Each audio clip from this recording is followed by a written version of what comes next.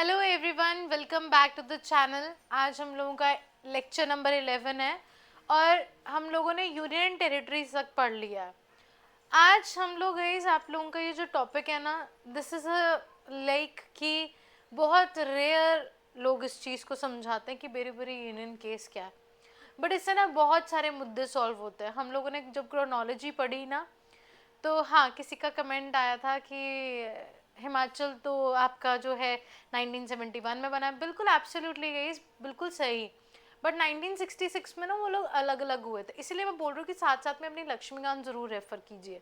आपको वहाँ से बहुत ज़्यादा क्लैरिटी मिलेगी, थॉट मिलेगा आपको।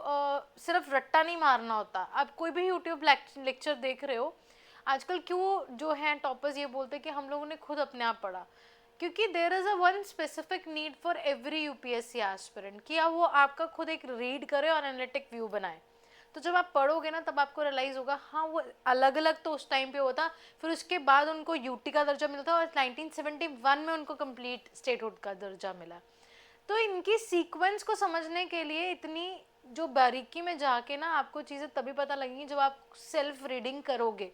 और इस चैप्टर में और इस पूरी पॉलिटी में मेरी रिक्वेस्ट ये रहेगी सीरीज़ में कि आप अपने लक्ष्मीकांत को प्लीज़ साइमल्टेनियसली ज़रूर पढ़ो।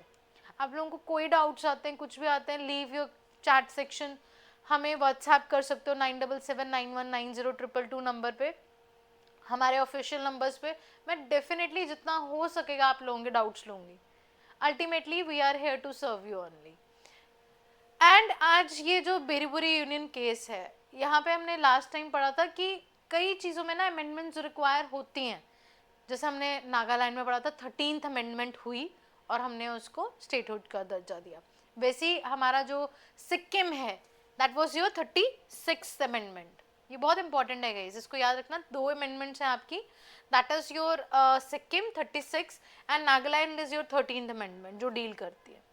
पर किसी में अमेंडमेंट की जरूरत होती है, किसी में नहीं होती। और हमने आर्टिकल नंबर 3 के अंदर, इफ यू रिमेंबर, हमने आर्टिकल नंबर 3 के अंदर क्या पढ़ा था? 3 आर्टिकल के अंदर कि बिल जो है वो कैसे पास होता है। प्रेसिडेंट के पास जाएगा प्रायर रिकमेंडेशन के लिए, और लेजिस्लेचर कंसर्न में जाएगा, और कभी भी उसके जो व्यूज है वो बाइंडिंग नहीं होंगे। और ये जब प्रोसेस होगा जब इधर हाउस में, तो ये ऑर्डिनरी लेजिस्लेशन के थ्रू होगा, सिंपल मेजोरिटी से पास होगा, and it will not consider as amendment. तो हम कई चीज़ों में अमेंडमेंट क्यों लगा रहे हैं? अब इसका आंसर सॉल्व होता है guys, that is your this thing.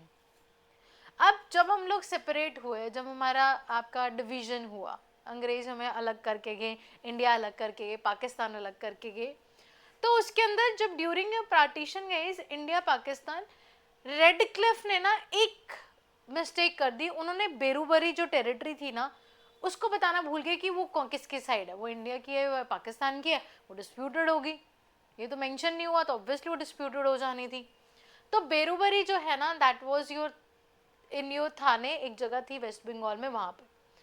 तो ये इशू जब अराइज हुआ, तो आज की डेट में तो ये पाकिस्तान में है एक जगह, ये बेरूबरी जो है। बट जब ये भूल गए थे आपका मेंशन करना, तो पाकिस्तान ने बेरूबरी के ऊपर क्लेम कर दिया। दोनों ने ही क्लेम किया था, दोनों में ही डिस्प्यूट हो गया। बट ये रिजॉल्व हुआ गाइस, यहाँ पे इसलिए नहीं दिखाई दे रहा आपको, लर्न बाय मैप्स में बिल्कुल साफ दिखाई देगा, क्योंकि इसकी मैंने ना स्पेसिफिकली गाइस आपकी स्क्रीन जो है ना चेंज किया है। जब आप लर्न बाय मैप्स परचेज करते हो तो आपको वाइट कलर में मिलता है, बट जब हम वीडियोस बनाते हैं तो फ्लिकरिंग होती है। जिस फ्लिकरिंग को अवॉइड करने के लिए ऐसा है। बट जब आप इसको खरीदोगे, नॉर्मल वाइट टेक्स्ट मिलेगा, तो सब कुछ यहाँ पे इजिली रीडेबल होगा। So this is your Nehru Noon agreement.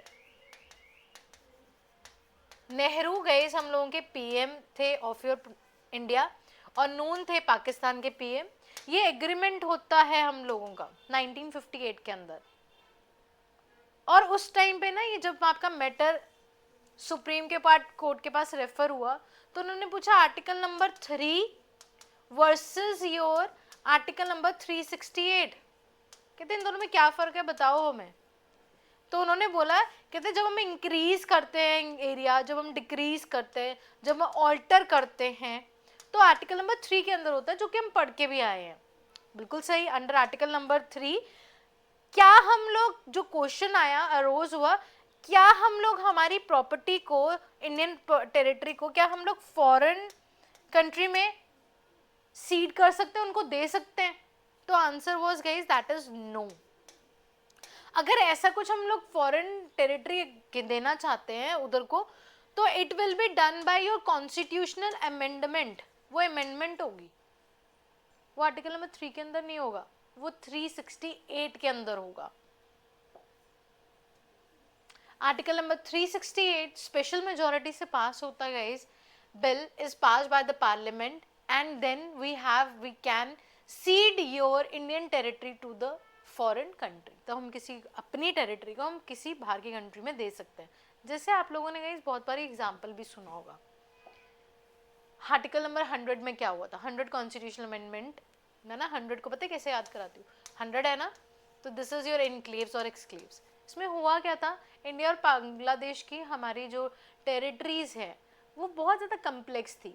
हमारे कुछ लैंड जो यहाँ के राजा थे वो यहाँ पे पड़े हुए थे, वहाँ पे एक्सक्लेव्स पड़े हुए थे, और कुछ यहाँ के बांग्लादेश के राजा थे, उनके जो इनक्लेव्स थे वो यहाँ पे पड़े हुए थे। तो इतना मिसमैच था, कूच बिहार वाला रीजन और सब कुछ। हम इसको ना जिगजैग, हमारी जो थी लाइन थी ये बनी हुई, हमने इसको क्या किया, हमारी प्रेजेंट गवर्नमेंट ने इसको बोला हम 100 अमेंडमेंट एक्ट लेके जा रहे हैं, जो टेरिटरी आपके साथ है आप रखो, जो हमारे पास है हम रखेंगे। और उसमें इंडिया को काफ़ी नुकसान भी हुआ। हमारी बहुत सारी टेरिटरी थी गाइस जो कि चली गई, बट हमारी नेशनल सिक्योरिटी के वो हित में था। जब हमने हमारी टेरिटरी को बोला कि नहीं तुम ही रख लो, ये बांग्लादेश का पार्ट, यहाँ पे छोटे छोटे बांग्लादेश के गांव थे ऐसे मान लो, और इंडिया के कुछ हमारे जो गांव थे वो यहाँ पे थे। जब ऐसे होने लग गया ना, तो उन्होंने बोला नहीं यार बहुत चीज़ें कम्प्लेक्स हो रही हैं, लेट्स मेक इट सिंपल। हमने 100 कॉन्स्टिट्यूशनल अमेंडमेंट बिल गाइस आपका टेरिटरी एक्सचेंज कर दी, और वो किसके थ्रू हुई? जब हम लोग फॉरेन टेरिटरी किसी और को दे रहे हैं, हमारी इंडियन टेरिटरी फॉरेन कंट्री को दे रहे हैं, it is done by guys that is your constitutional amendment के थ्रू ही हुई। ठीक है जी। So article number 3 come in effect with your simple majority. Article number 368 जो है हमारी स्पेशल मेजोरिटी से पास होता है। 9th कॉन्स्टिट्यूशनल अमेंडमेंट एक्ट 1960 में क्या होता है गाइस, आपका बेरूबरी बहुत सारी चीज़ें ऐसी ना, इनक्लेव्स एक्सक्लेव्स जो है आपके एक्सचेंज हुए थे, यही वाले मुद्दे जो है चेंज हुए थे। एंड जो भी हमारी बाउंड्री डिस्प्यूट थी, जैसे कि आपकी, अच्छा हाँ इसको भी याद रखिएगा कि एक ये भी मुद्दा है, जब हमारी इंडिया और चाइना के बीच में डिस्प्यूट होता है तो वहां पे कोई कॉन्स्टिट्यूशनल अमेंडमेंट नहीं चाहिए होती। हम लोग किस तरीके से करते हैं उसको, सिंपल एग्जीक्यूटिव एक्शन के थ्रू, हाँ इन्होंने ये कर लिया ऐसा कर लिया, सलामी टेक्टिक्स जो है जो चाइना हमेशा लगाता है, 4 स्टेप्स आगे आता है, डिस्प्यूट करता है, लड़ाई करता है, ये हमारा प्लेस है, फिर 2 स्टेप पीछे चला जाता है, प्रॉफिट क्या होता है उसको +2 स्टेप्स का। तो यही है गाइस, इसमें यही मुद्दा है। ठीक है, that is exchange of your territories like your constitutional amendment act, that is done by your constitutional amendment के थ्रू हुआ है। Judgment says guys that the preamble is not the part of the constitution but it is the guiding principle।